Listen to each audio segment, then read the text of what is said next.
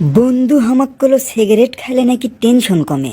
কুটি 1 ঘন্টার মধ্যে 60টা সিগারেট খানো, এনাও তো টেনশন কমলো না। উনি কি হামাক বলদ বানালো নাকি? দেখি 8 নাম্বার সিগারেটটা খামো, যদি এবার টেনশন কমলে কমলো, না কমলে হাঁটতে হাঁটতে বাইরে দিক চলে যাবো। এ মামু দেন তো আরেকটা সিগারেট দেন। এখন যে সিগারেট দিচ্ছিলেন ওটা ধান দিয়েন না, অন্যটা দেন, ওটা দিয়ে কাম হচ্ছে না। এবারে ভাগ্নে এলে তুমি কি শুরু করছো? সিগারেট যখন খাবাই একসাথে 1 প্যাকেট নিলে কাম হলো না হিনি, 5 টাকা কম পাইলে হিনি। আর তোমার হসে কি ভাগ্নে, এত সিগারেট খাচ্ছে কৃষক? আমি তো কোনো মানুষক দেখিনি 1 ঘন্টা ইনকে 7-8টা করে সিগারেট খায়। কি আর কমু মামু, অফিসের থেকে ছুটি পাচ্ছি না, তাই টেনশনে আছি। আমার এক বন্ধু গুলো সিগারেট খেলে নাকি টেনশন কমে, তাই এত সিগারেট খাচ্ছি। মামু এত দেরি করাইন না বারে, টেনশন তাহলে আবার বেড়ে যাবি। দেন দেন সিগারেট দেন। এখন যে কোম্পানিটা দিচ্ছিলেন ওটা দিয়ে কাজ হচ্ছে না, কোম্পানিটা না চেঞ্জ করে দেন। ভাগ্নে আমার কাছে একটা সিগারেট আছে, নাম হচ্ছে হুনুলুলু। এটা যদি তুমি খাও তোমার টেনশন 100% কমে যাবি। দাম এনা বেশি, 150 টাকা দিমু। মামু আপনি টাকার টেনশন করেন না তো, তাড়াতাড়ি সিগারেট দেন, খাই আগে টেনশন কমাই।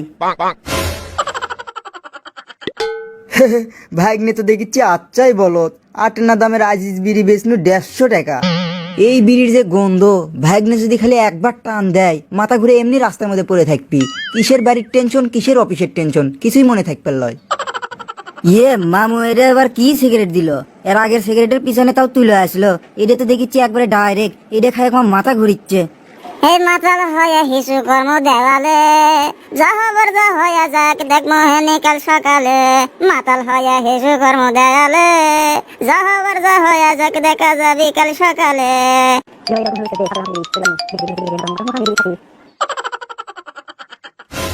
কি রে বন্ধু, কালকে তুই কি সিগারেটের নাম কষলু? ওটা খাই তো কোনো কামই হলো না। কে রে বন্ধু, কয়টা খাইছু? তোক তো খাবার গেছি 5টা। ধুর বে, তুই 5টা খাবার কষু, আমি সেটি 7টা খাইছি, তাও কাম হয়নি। কে রে, কাম হয়নি মানে? কাম হওয়ার কথা তোরে, কেঙ্কা করে খাইছু? এ বে, সিগারেট আবার ক্যাঙ্গা করে খাই? আগুন লাগাছি, টান দিছি, ধোঁয়া বাইর করছি। বন্ধু তুই জিঙ্গে করে খাইছু, ইঙ্গে করে খেলে তো কাম হবিল লয়। কি করছু? তাহলে আবার ক্যাঙ্গা করে খাওয়া লাগবি? শোন, প্রথমে সিগারেটটা লাগে লিয়ে মুখের মধ্যে ধুমো দেওয়া লাগবি। সেই ধুমো থাকা অবস্থায় ভিতর দিকে একটা জোরে নিঃশ্বাস নেওয়া লাগবি।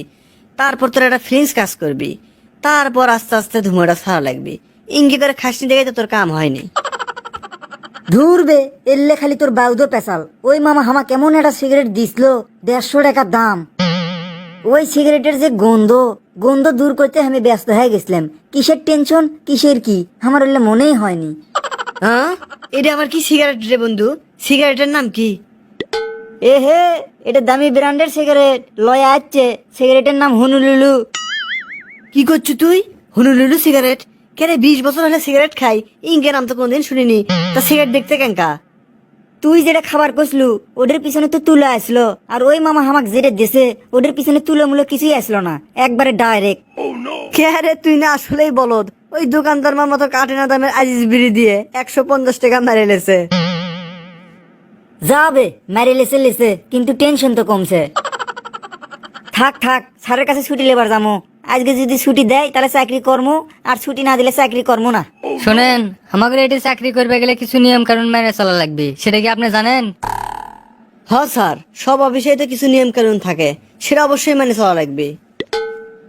আর সেগুলো নিয়মের মধ্যে একটা হলো, আমাদের অফিসত কিন্তু কেউ সিগারেট খায় না, আপনারও কিন্তু সিগারেট খাওয়া যাবে না।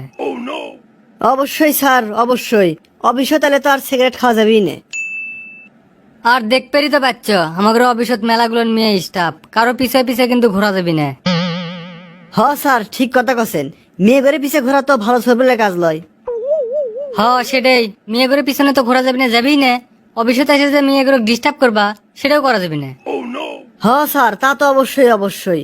ঘুরবেড়ি যখন দিবেন না, তাহলে ডিস্টার্ব কর্ম কেঙ্কা করে। আর সবসময় অফিসে পরিষ্কার পরিচ্ছন্নতা থাকা লাগবে, আর অফিসের কাছে অফিসে করে লাগবে। আচ্ছা স্যার। লুঙ্গি পাইন আসা যাবে না, আর দোকানে জানতে চাই সেটা কি খাবেন, আমার দোকানের সামনে জানালে করেন না। অফিসে আসবেন, অফিসের মধ্যে থাকবেন, বলে কিছু করবো না, আমি যা কাম করবেন আসবেন সেই কাম করবেন আপনি। হ্যাঁ স্যার, সবই মানুষ স্যার। শুনেন, দোকানে আসবেন, দোকানে এসে জানতে অফিসের সামনে বেরিয়ে খাবেন, ছেলে চলবে না। আমার তো দোকান দিন পর আপনি বেরিয়ে খাবেন। আচ্ছা স্যার, হ্যাঁ স্যার, পিড়ি খাম না, মেয়েদের পিছে ঘুরবো না, ঠিক টাইমে অফিসে আসবো।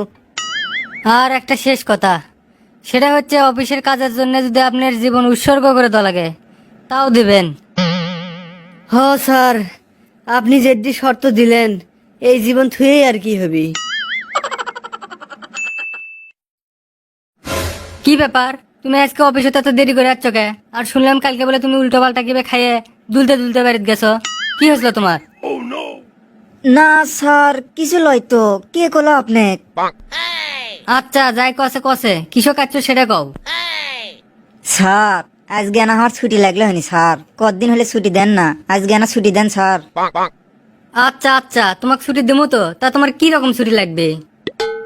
স্যার আমার তো 6 মাস করে বছরে 2বার ছুটি লাগলো হয়নি, দিবেন স্যার? আচ্ছা ঠিক আছে, আপনি তাহলে এক কাজ করেন, বছরে 2বার করে এসে আমার শরীরের খালি খোঁজ খবর নিয়ে যান। হ্যাঁ মানে স্যার? মানে কিছুই লয়, আপনাকে একবারে ছুটি দেওয়া হলো, মানে আপনার চাকরি নট করে দেওয়া হলো। আচ্ছা আপনাদের আশেপাশে ইনকে বন্ধু আছে নাকি, যাই বসের কাছে যায় বছরে 2বার 6 মাসের ছুটি চাবি, তার কেন মেনশন দেন?